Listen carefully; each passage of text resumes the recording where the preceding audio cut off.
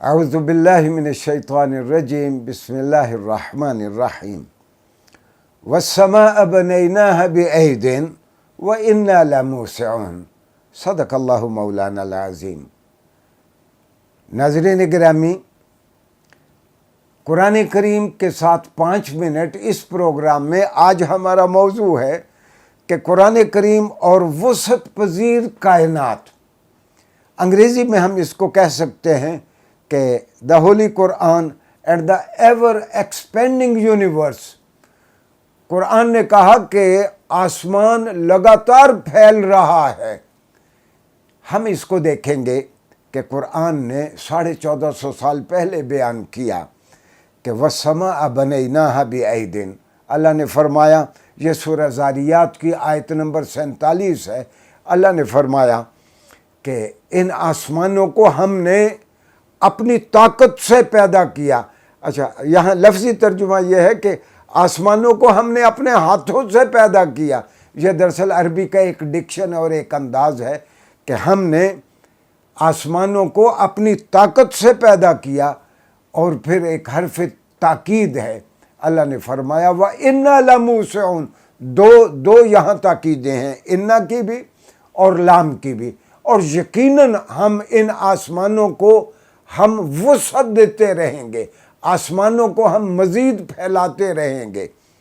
ناظرین گرامی، قرآن کریم نے بار بار کائنات کی تخلیق، انسانوں کی تخلیق، یہ آسمانوں پہ جو کرے اڑتے ہوئے ہمیں نظر آتے ہیں، جو ستارے نظر آتے ہیں، ان کی جو حرکت ہے، اور تخلیق آدم اور انسانوں کی صلاحیت کو قرآن نے بار بار موضوع بنایا ہے، اور ہمیں مہمیز دی ہے کہ ہم کائنات کے ان مشاہدات کی بنیاد پر ہم نتائج حاصل کریں اور اپنے علم کو بڑھائیں اور انسانی زندگی کو اس کرے پہ ہم آسان کریں۔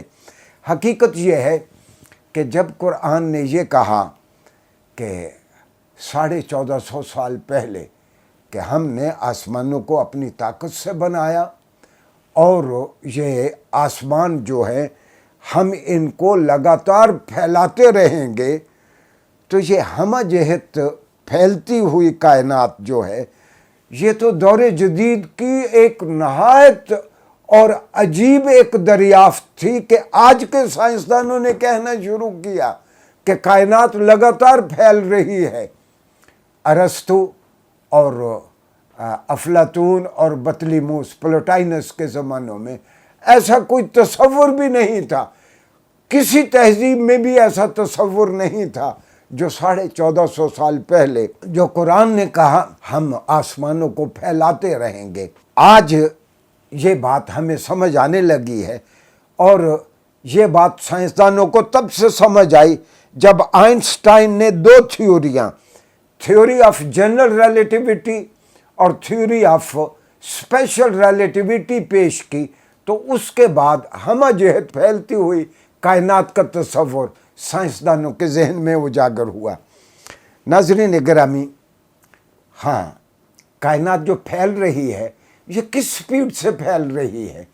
یہ آسٹرو فزکس کے لوگ اور کوانٹم مکینکس کے لوگ آج اس کی رفتار کا جائزہ لے رہے ہیں کہ کائنات جو آسمان جو مختلف اطراف میں پھیل رہے ہیں، وہ کس سپیڈ کے ساتھ پھیل رہے ہیں۔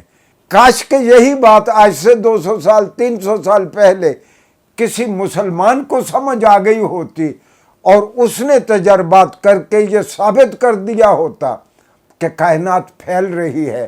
میں نے اس سے پہلے بھی کئی مرتبہ عرض کیا کہ علم ہی اصل قوت ہے، اور سروری انہی قوموں کے نام میں اور قیادت انہی قوموں کے لیے لکھی جاتی ہے جو علم میں آگے ہوتی ہیں۔